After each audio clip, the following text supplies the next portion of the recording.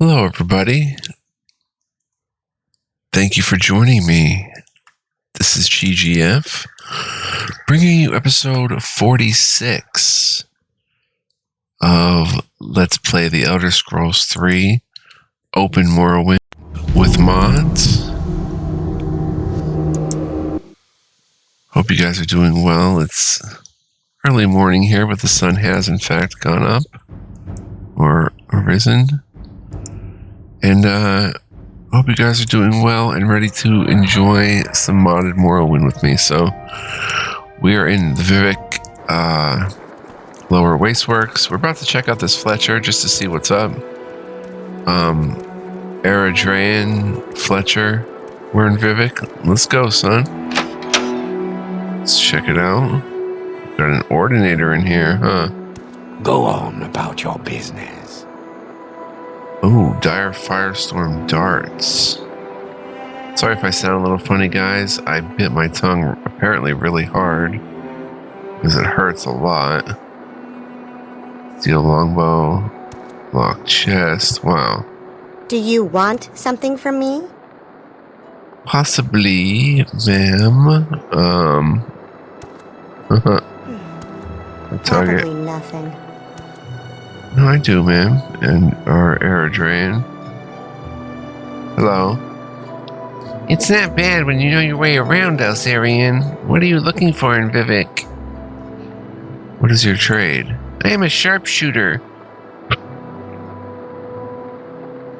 I make my living as a mercenary, working on short contracts or as a caravan guard, or expedition escort, or for long-term contracts to nobles or merchants. I have mastered the various marksman weapons and can train you in their use for a modest fee. Background: I am Eridran, sharpshooter. She does in fact train, which is very cool. And she barters. Wow. Oh my gosh. Cruel shard bolt, cruel shard arrow, cruel poison bloom arrow. Wow, she's got everything.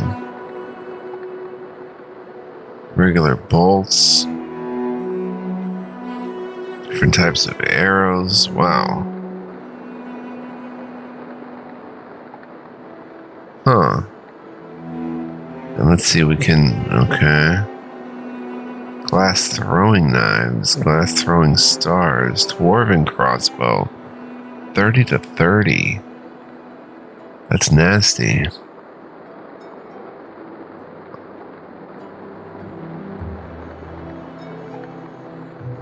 It's apparently raining outside. Spark star, different longbows. Silver dart, steel bolt. Let's go ahead and see what kind of longbow is made when we use the demon longbow.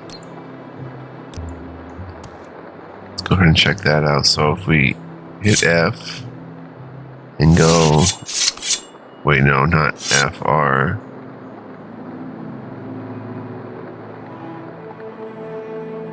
Wait, let's go this way. To demon longbow. Devil longbow, let's use it. Okay, bound longbow. Fortify marksman, 10 points, 2 to 50. Very nice. And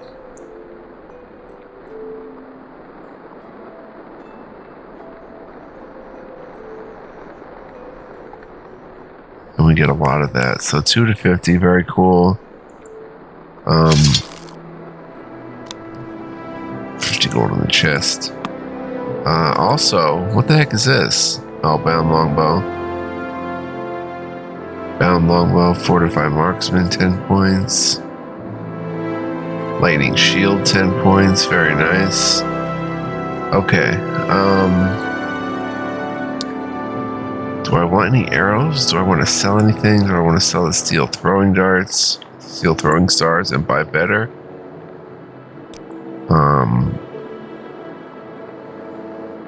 4 to 6 the chitin ones. Or we could even buy frost bloom stars.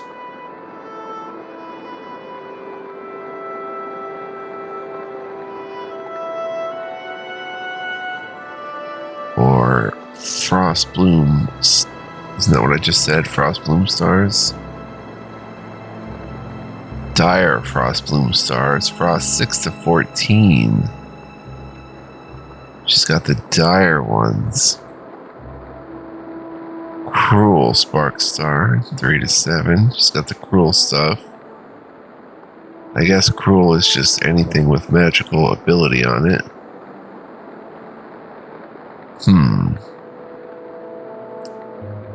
So I should probably trade in the steel throwing stars for like some cruel poison bloom stars or something. Okay, let's... Wow, she's got 8,000 gold. What in the world?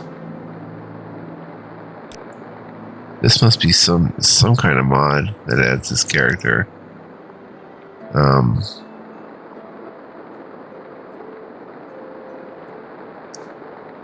Okay, let's see. I don't think I have enough to cast it. Power close. Oh yeah, there we go. Okay. Let's start with some bartering. I'll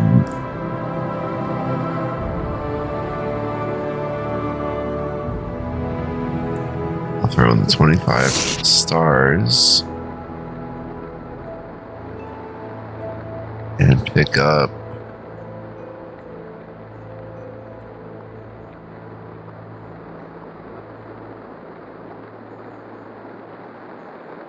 I should get the dire ones. Frost damage 6 to 14.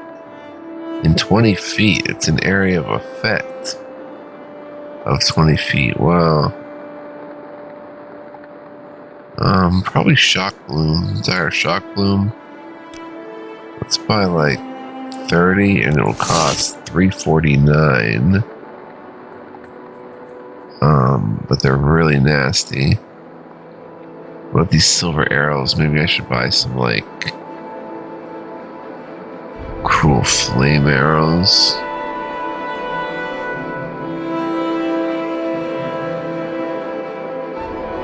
I'll buy 50 of these.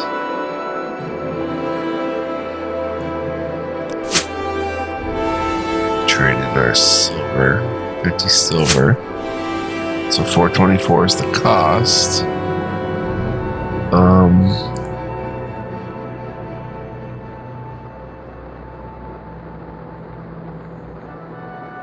I think that's pretty good. Daedric longbow, 50%, 50,000 value. Wow. She's got everything, man. Pretty much everything in the game. Silver darts. Wow, Viper Star, Viper Bolt, Viper Arrow, Spark Arrow. So these are just the regular magic ones. Then there's Cruel, which do 3 to 7. Okay. So we're picking up Cruel Flame Arrows, Dire Shock Bloom Stars.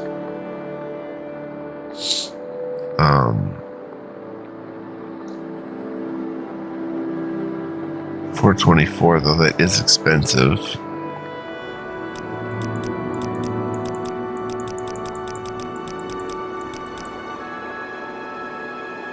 $405 maybe. Please. Okay, 405, and then we can train.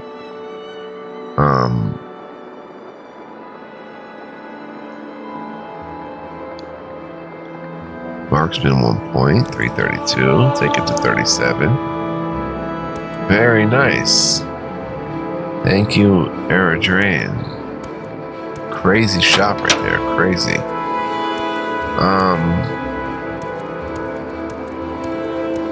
Okay.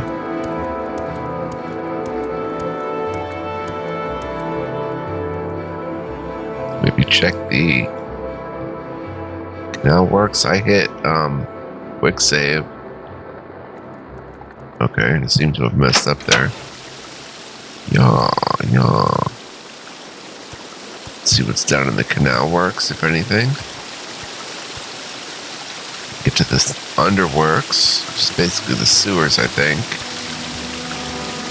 But here we have a shop. We still didn't check Joe Bosch's. Stimini Frelini, bookseller. Wow. Nice little underwork shop here. Chest of books for general sale.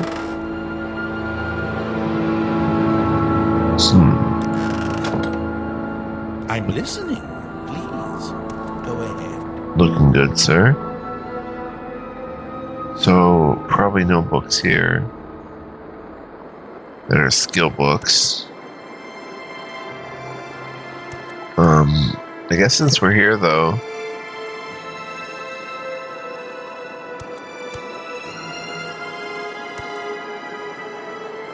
you have a locked room.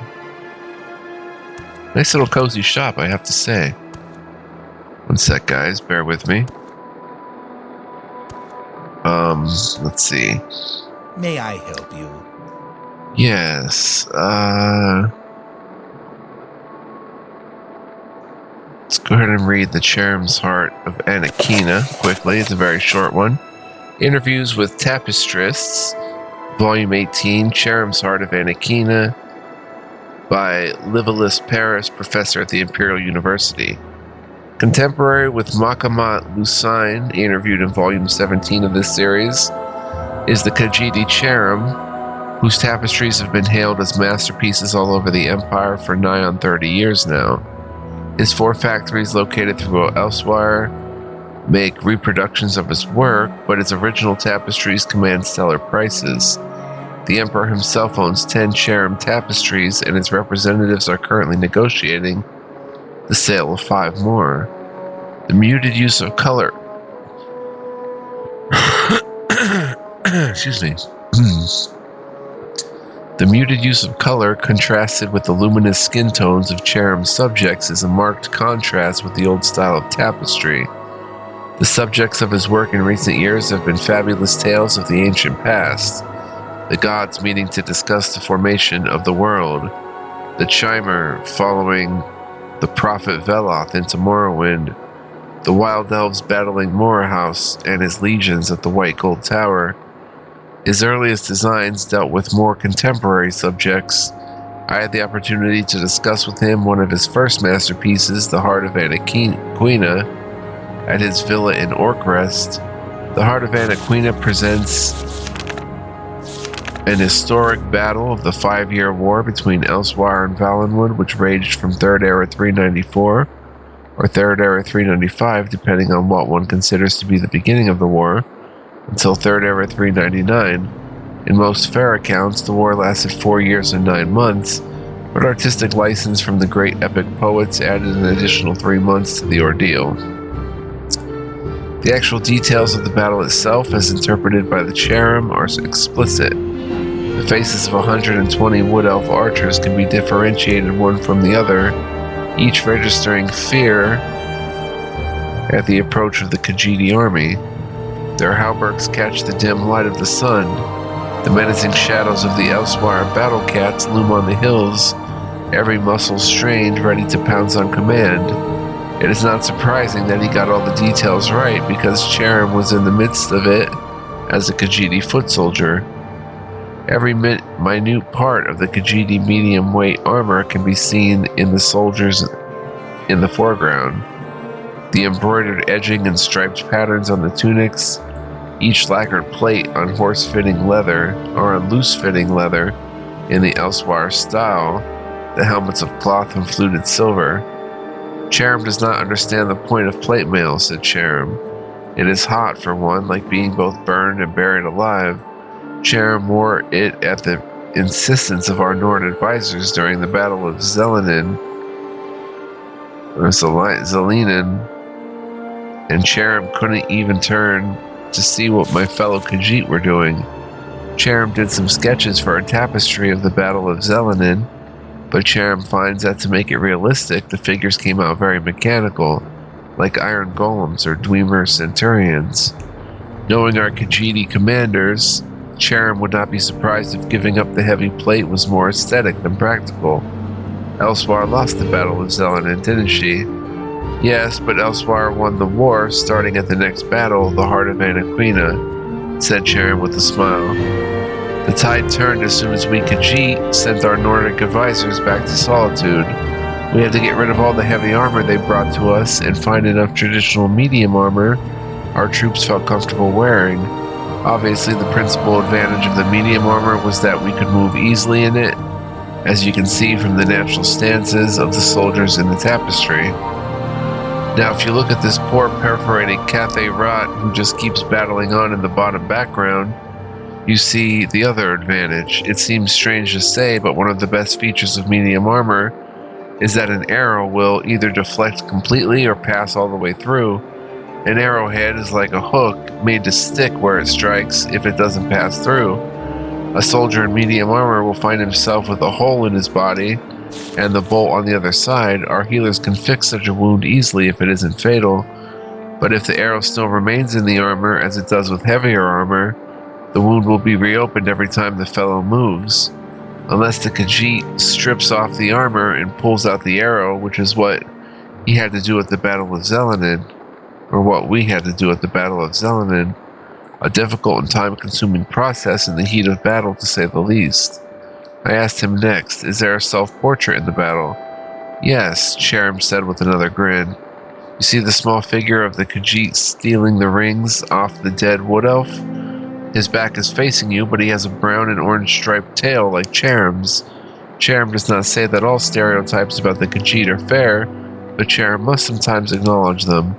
A self-deprecating style and self-portraiture is also evident in the tapestries of Ranulf Hook, the next artist interviewed in volume 19 of this series. Pretty cool. Let's go ahead and use our Restore Magica. And cast Power Close.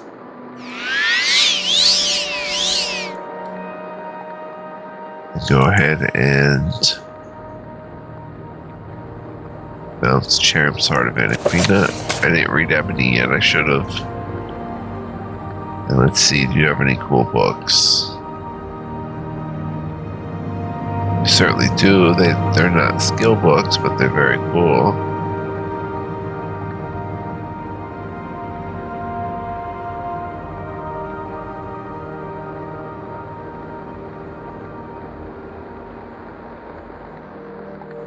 And no skill books at all, but we're going to give you this for 182. And do you have the Chronicles of the Chulift? Try Joe Bosch's rare books in the foreign quarter. Latest rumors? I hear Leslie's working out of a cave on the island east of Vivek.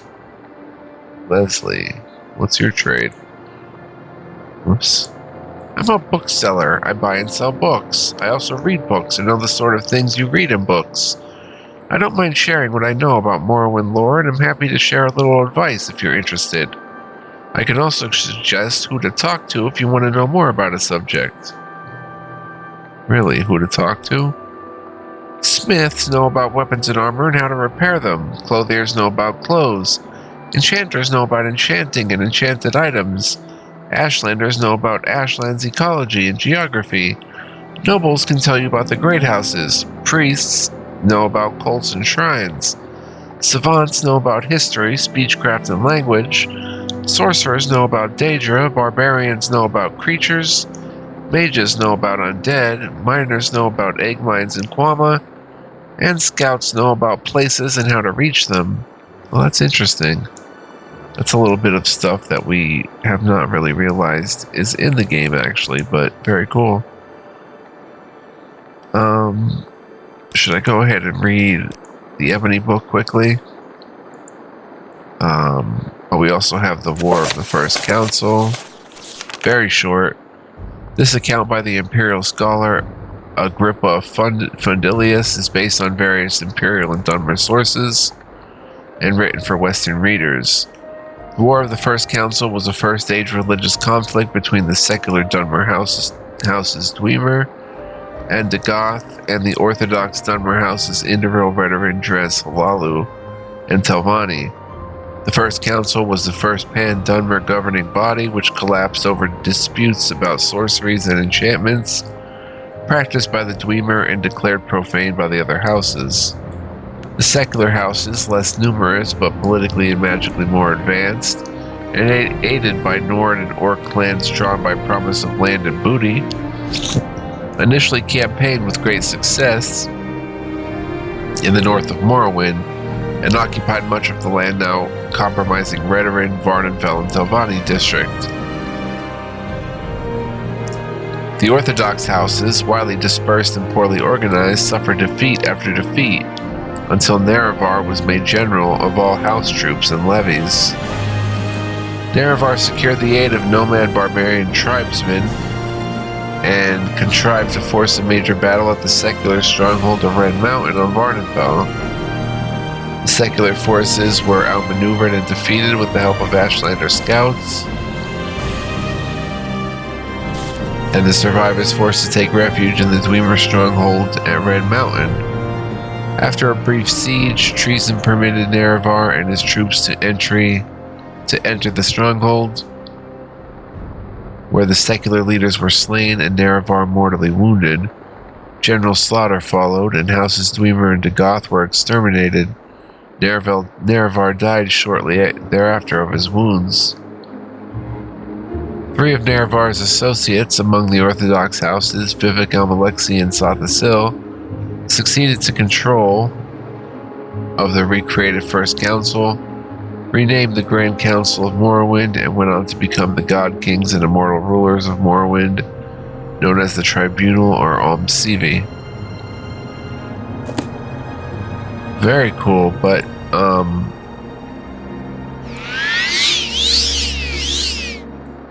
yeah, that was interesting. I guess we'll sell this. I don't know why I buffed up for that. Let's go. 20 gold. And I guess we'll finish by reading Fool's Ebony Part 4. This one is a little longer. Fool's Ebony by Frincheps, Part the 4th. Mercantile dealings, the armorers involve themselves after some general discussion and verbal dancing around. Finally, the topic of Fool's Ebony is explored.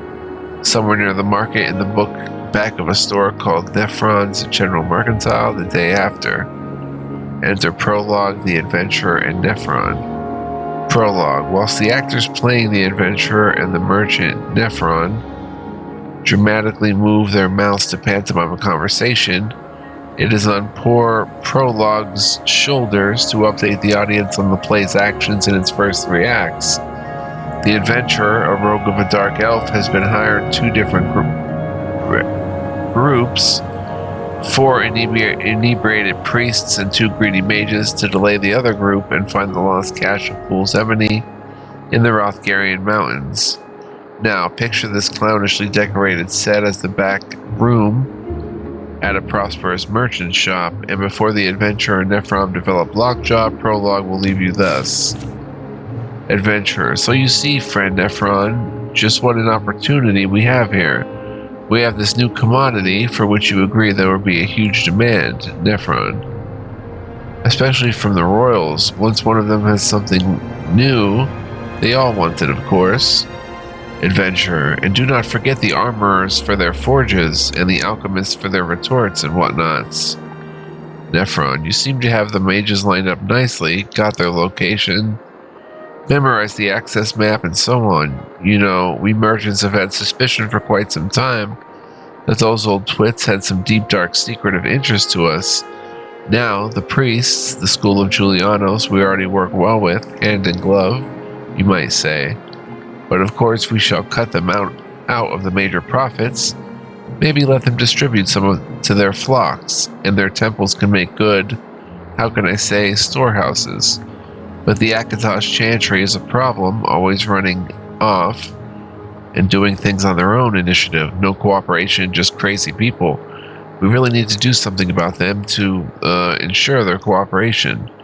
Adventurer, I have a suggestion that might help. You recall how old Komon left and apparently dragged off some little blonde lamppost girl? Just suppose that just by chance, in his state of befuddlement, he dragged off someone important by mistake. Might be a lot of trouble for the Chantry if word got out. Nephron, indeed. There's this silly little blonde royal who's all excited by the real life down in these parts of town. Disguises herself, or so she thinks, comes on down here and plays at being poor. Stupid little twit, Komon is still hiding with his blonde, right? Adventurer, yes, in that retreat the priests have down near the waterfront. Nephron, oh yes, I know that place. Often sell them some spiritual powders and so on.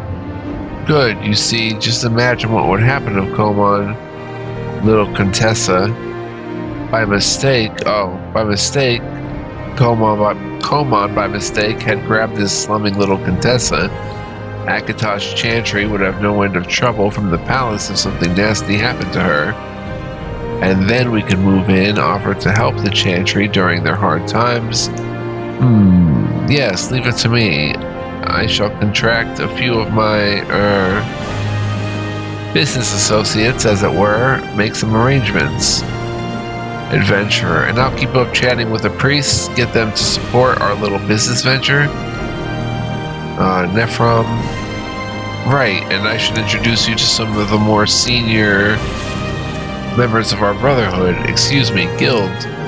Let me contact you in a few days when everything is all set. You are here every evening? The adventurer says, yes, not particularly safe outside after dark these days. Nephron, let's see. I'm kind of closing my eyes here, guys, sorry. Nephron, I see. We shall have to arrange some protection for you. Well, in a few days, then. Exit Nephron inconspicuously. Enter 5 armorers. Armorers and the adventurer fight. The adventurer falls. The armorers tie the adventurer up and then wake him up. Armorer 1. Okay, fellow, let's not sprig and foot around. We know about this fool's ebony thing, and about the mages who apparently discovered the location. And we have been watching you dance around with the priests, the mages, the merchants, just about everyone with 2 feet. Armorer 2, and how you are really working with Nephron. Armorer 3, and how you are double-crossing the priests and mages. Armorer 2, you and Nephron are really doing a good job on the Akatosh Chantry, we must admit. Armorer 1, but now we want their fool's ebony supply. We need to increase our production, our quality, and our prices. We can work with Nephron and his gang. We need warehouses and distribution anyway. Armorer 4, we could torture it out of you. Armorer 3, we could let the priests know about your plans. They would throw you into the After Dark Society in a flash. Armorer 5, we could let the mages know. They would send you to oblivion for a very, very long time. Armorer 1, but we would rather you joined our guild. We cannot afford to leave Daggerfall for some hairy wilderness trip. Too much demand these days for our services. Armorer 2, but we can send a group of our apprentices along to keep you company. Armorer 4, I'll take my water bottle, guys. My mouth is dry.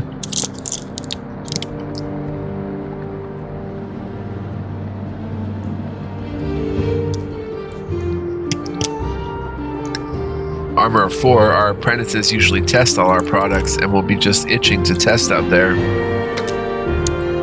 Adventurer, gentlemen, please. I really was going to give the whole deal to you once I had gotten gold from everyone else. Armorer 5 slaps the adventurer with a hot poker. Oh, well, I thought of it.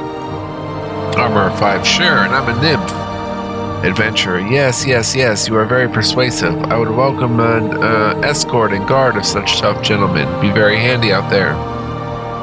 Armorer 1, good.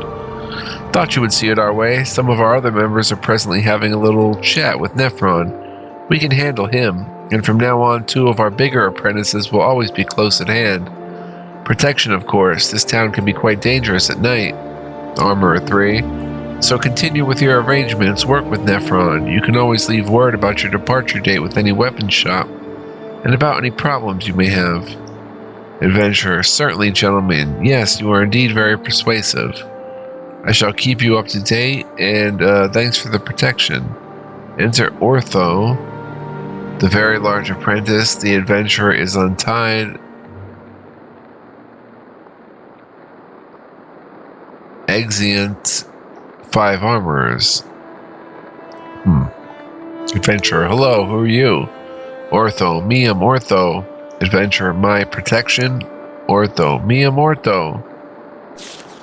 Adventurer, you look very familiar to me for some reason. Have you ever been to Morrowind?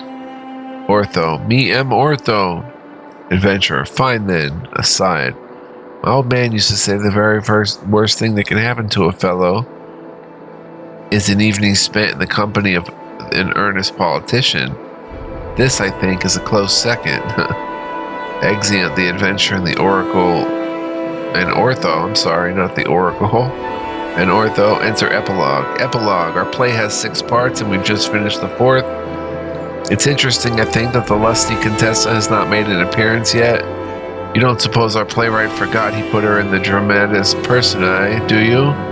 Well, you only know if you come back for the Fool's Ebony part the 5th. And if your neighbor decides not to return, don't tell him what happened. We actors have to make a living too, you know. Don't forget to tip your wenches while we change the scene. Exit epilogue. So endeth part the 4th. Pretty cool. We still have our barter up, so let's go ahead and sell that. We're down to 164, which is nice. Probably sell the guides. Guide to Old Evanhart, no. Letter to Gals, Neil's ingredient list. All these scrolls are good. Alright, I guess that's it for now. And really takes us down low. In terms of weight, as low as we're about to go. I might sell the Alembic. I wish I could put it somewhere instead of selling it. Come on, do 45. There we go. Let's see. Where can I actually put it? I don't have a house or a permanent residence. We do have the Mages Guild. Either here in Vivek or Balmora, but anyway, let's head to the second side. Here we have another way up and another door. 4 1/4 tomb. Oh.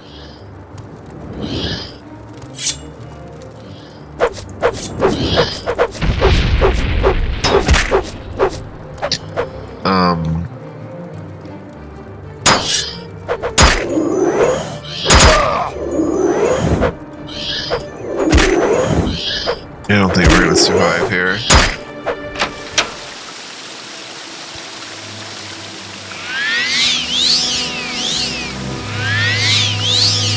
It's worth checking out though. Our endurance got damaged. 7 more seconds. Ghost drain. Wait a minute. We didn't see this, did we? Jirasha healer. Perfect.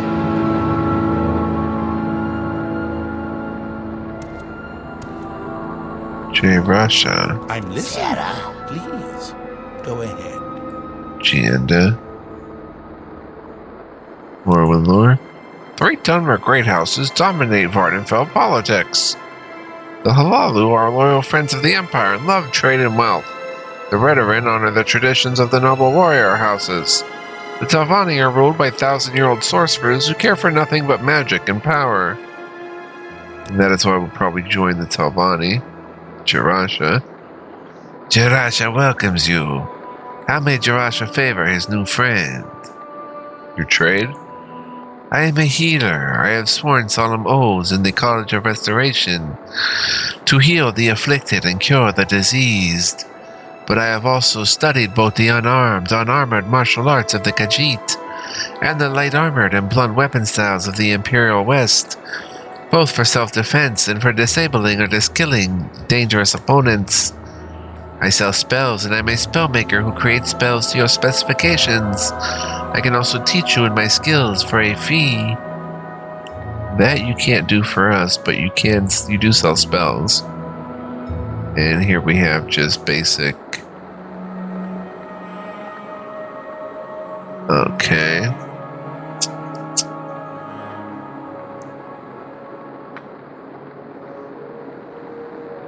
Basic sellable stuff. Wow, we can see 2 of the things now. That's pretty cool. That is really cool. That said, do we want any of these ingredients while we're here? I'm not sure.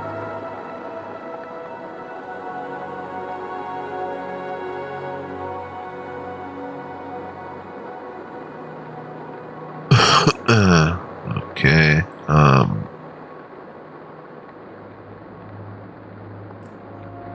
Let's see. Okay, we're doing a lot of trading. I'm noticing that Fortify Luck. Should I just sell the Fortify Luck, honestly? I don't know. Spells. Cure common disease on self. Detect creature. Resist normal weapon. Shield open. Resist common disease 1 to 50%. Resist fire. Resist vitality. Fortify health. Open 1 to 100. Wild open. Yeah, we'll grab that, I guess. Boom.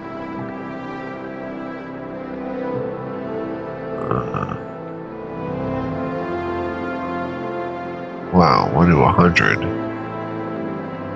That should help, though. Possibly, if we can use it right. Should we cure common disease on self? Let's grab that. Wait, actually, why am I not powered up here? Power close. Whoops, I'm using the wrong buttons. Ah. Let's see here. Power close.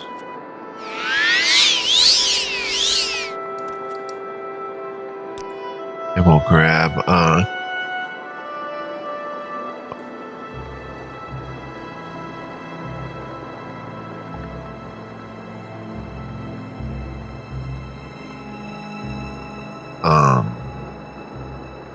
strong open 50 points. We already have that. We'll grab Realm's Cure 78, cure common disease on self. Realm's Cure, resist normal weapons, detect creature. Different resists.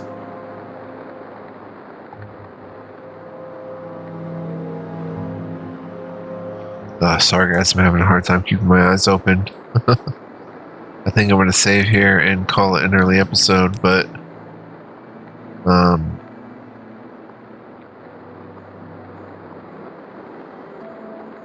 we can sell the cure common disease if we still have it. We don't. We already sold it. Okay, very good, very good. Do a little.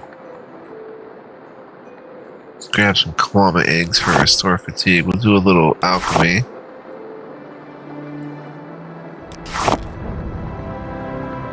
Now let's see, what can we make with the second batch?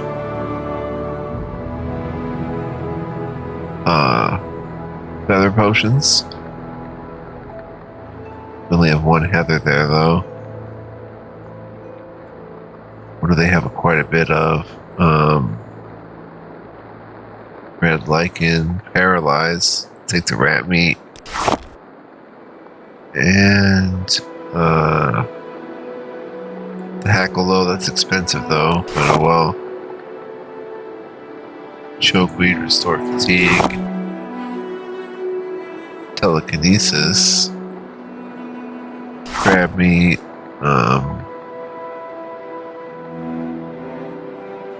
Restore fatigue. Scuttle. Grab that. We're up to 170. What else does Scuttle do? It does fortify fatigue.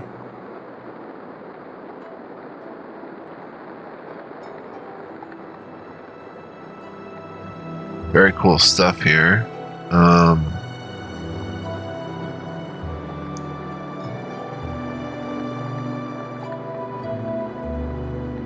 Alright, that's good for now. We'll give you 154. And we'll do a little alchemy quickly here and end the episode. Put that up there. Salt rice, restore fatigue.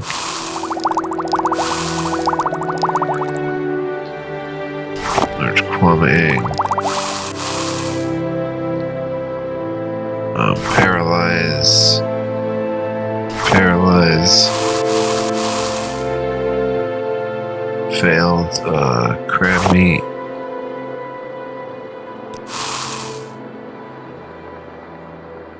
Scuttle and chokeweed. Restore fatigue. Alchemy went up. Nice. Exactly what I wanted. Okay, we still have a little bit of power clothes going. We can sell some stuff. You see him, restore the fatigue, potions, restore fatigue. Oh yeah, get all our money back and then some. Restore fatigue. Give him a fortified luck. Just get that money for it. Very good. Very good, very good. And we'll throw in the 3 scuttle. No, we'll keep the scuttle because it's got restore fatigue. Okay, 356. Thank you very much, Jarasha.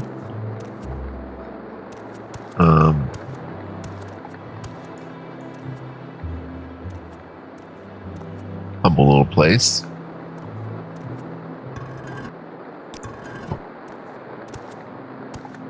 And your Imperial friend, or is that a brand friend?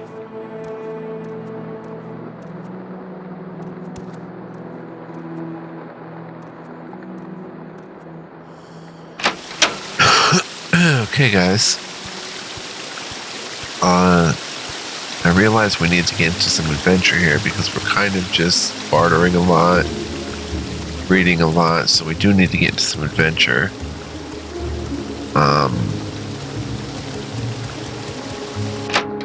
And I'm not sure what to actually do.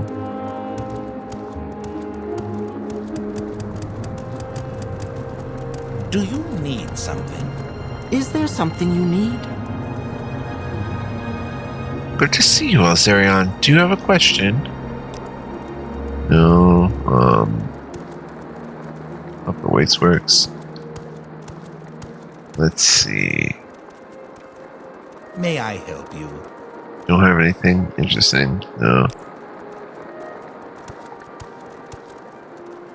Alright, we still have to read the rest of the journal, which is up to page 33 here, or day 33.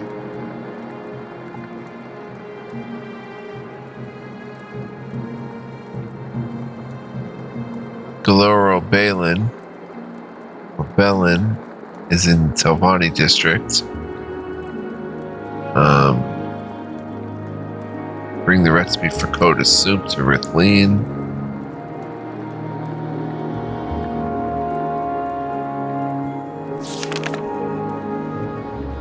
Berlini Drin.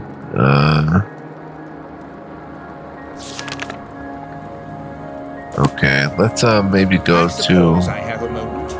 What is it? Excuse me, sir. Upper Waste Works.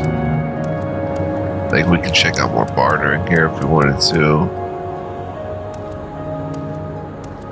Greetings.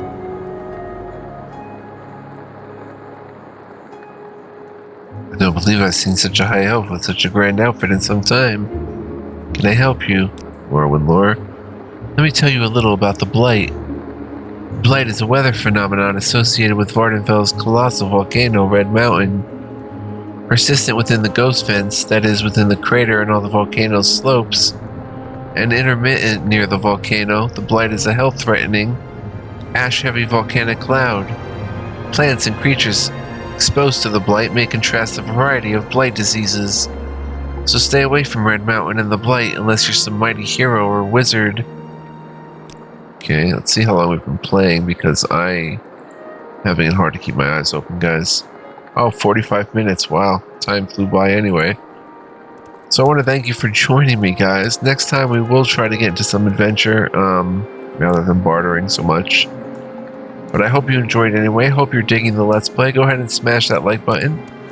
Leave me a comment. Let me know what you think. Feel free to subscribe if you haven't yet. I appreciate all that stuff. It greatly helps my channel. If you feel like helping my channel, feel free. You're not required to or anything, though. It's all good. I hope to see you guys next time. Until then, guys, be well, live well, stay well. As always, and much love, peace, and joy to all of you. Take care. And come on back. More fun to be had. Peace out.